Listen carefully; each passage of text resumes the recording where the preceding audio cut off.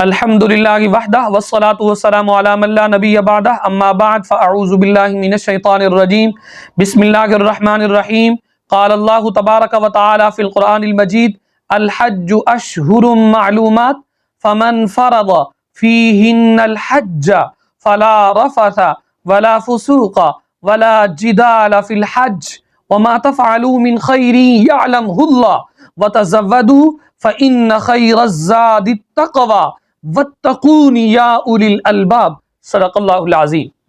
عزیزان من، آج کے ہمارے درس کا عنوان ہے حج کی حقیقت۔ یاد رکھیے، حج کے متعلق رب ذوالجلال نے سورۃ البقرہ کے اندر ارشاد فرمایا الحج اشہر معلومات، حج کے مہینے معلوم ہیں۔ فمن فرض فیہن الحج، جس بندے نے ان مہینوں میں حج کو فرض کیا اپنے اوپر، جس بندے کے اوپر حج فرض ہو گیا، اب وہ حج کرنے کے لیے چلا جاتا ہے، فلا رفث ولا فسوق ولا جدال فی الحج۔ رب نے فرمایا حج کے اندر وہاں پر کوئی اختلاط ظن نہیں ہے، حج کے اندر کوئی گالی دینا نہیں ہے، حج کے اندر کوئی لڑائی جھگڑا کرنا نہیں ہے۔ وما تفعلوا من خیر یعلمہ اللہ، رب نے فرمایا جو تم نیکی کے کام کرو اللہ اس کو جانتا ہے۔ اب اس کو ذرا سمجھیے، حج کی حقیقت دیکھیے۔ حج کی حقیقت کیا ہے؟ حج کی حقیقت یہ ہے کہ انسان اپنے انداز کو بدل دے، اپنے رویے کو بدل دے، اپنے اخلاق کو بدل دے۔ جب یہ چیزیں بدل جائیں، زبان پر کنٹرول ہو جائے، انسان دل آزاریوں سے بچ جائے، اپنے کردار کے اندر، اپنے اعمال کے اندر، اپنے افعال کے اندر، اپنے اخلاق کے اندر، اپنے سیرت کے اندر انسان جب تبدیلی لاتا ہے، اپنے آپ کو بدل دیتا ہے، اسی بات کا نام حج ہے۔ اگر انسان اس کو بدلتا نہیں ہے، رویہ نہیں بدلتا، انداز نہیں بدلتا، تو پھر یہ حج نہ ہوا بلکہ ہوائی جہاز کا چکر لگانا ہوا، سیر کرنے کے لیے گئے ہیں۔ کیونکہ انسان کا حج تو تبھی ہے، یاد رکھنا، جب انسان اپنا رویہ بدل دے، اپنا کردار بدل دے، اپنا اخلاق بدل دے، اپنی سیرت بدل دے۔ جب یہ بدل جائیں گی تو آپ سمجھ لینا آپ نے حج کی حقیقت کو پا لیا۔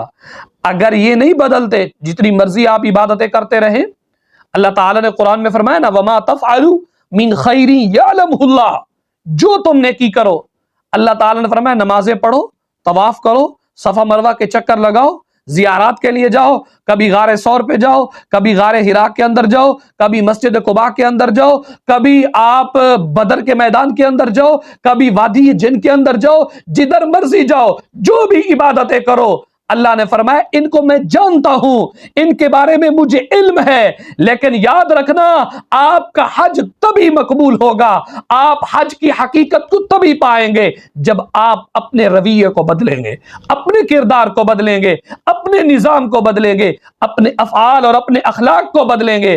اللہ نے فرمایا وَتَزَوَّدُوا، تم زیادہ راہ اختیار کرو، زیادہ راہ اختیار کرو۔ وَتَزَوَّدُوا فَإِنَّ خَيْرَ الزَّادِ التَّقْوَى، جو زیادہ راہ ہے وہ تقوی ہے۔ دیکھیں، نمازیں پڑھتے ہیں، طواف کرتے ہیں، یہ نظر آتا ہے، صفا مروہ کے چکر لگاتے ہیں، نظر آتا ہے، زیارات کے لیے جاتے ہیں، نظر آتا ہے۔ جو چیز نظر نہیں آتی نا، وہی تو حج کی حقیقت ہے، وہ ہے تقوی، اخلاص۔ یہ نہیں ہے کہ انسان سارا سال لوگوں سے مال بٹورتا رہے، لوگوں کے حق پر ڈاکہ ڈالتا رہے، سارا سال یتامہ کے حقوق کو سلب کرتا رہے۔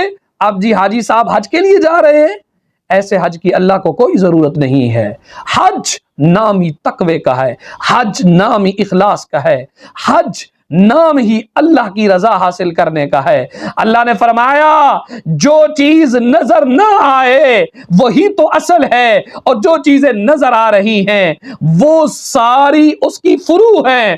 اصل جب اللہ کی بارگاہ کے اندر مقبول ہوگی، اس کے ساتھ جتنی چیزیں وابستہ ہے وہ خود بخود مقبول ہو جائیں گی۔ نمازیں، طواف، چاشت، اشراق، اوابین، یہ سارے مقامات کی زیارتیں یہ ساری تابع ہیں اخلاص کے ساتھ۔ اعمال میں اخلاص جب آ جاتا ہے، تقوی آ جاتا ہے، تو پھر سمجھ لینا تم نے حج کی حقیقت، حج کی روح کو پا لیا ہے۔ اگر تم گئے اپنے اندر کوئی تبدیلی نہ لا کے آئے، بلکہ پہلے سے بھی بدل کے آ گئے، پہلے اگر کم حرام کھاتے تھے اب اس سے 4 گنا اور کھانے لگ گئے ہو، یاد رکھنا یہ تم حج نہیں کر کے آئے، بلکہ تم ہوائی جہاز کی سیر و تفریح کر کے آئے ہو، تم ہوائی جہاز پر چکر لگا کے آئے ہو۔ حج تبھی ہی ہے، اور حج نام ہی اسی بات کا ہے۔